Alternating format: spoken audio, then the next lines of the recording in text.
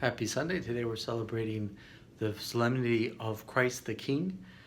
Here at the seminary, we started this last night with the celebration of solemn Vespers, which was something very nice for me to see, something that I hadn't been able to participate in a very long time. Obviously, Vespers, yes, but solemn Vespers, not so much.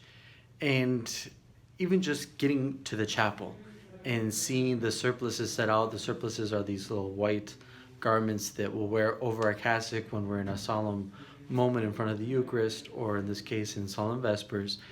And knowing, well, now is going to be a time to be in community, to pray, to get ready for this great feast of Christ the King. And then also seeing the beautiful floral decorations that some of the brothers were able to prepare was also a great way of getting into the mood and wanting to celebrate this great feast of Christ the King. From the Vespers last night, I'd like to highlight one phrase that really struck me. Rex Pacificus, the peaceful King. This is one of the antiphons before one of the psalms that we pray in Vespers, and it reminds us a lot about who is Christ the King.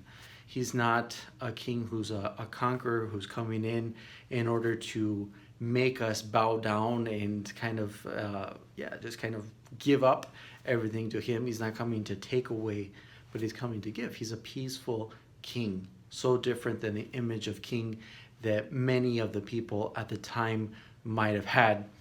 And then we also see in maybe the element of this feast of Christ the King that has struck me the most, we see that this has a very eschatological meaning. What does eschatological mean?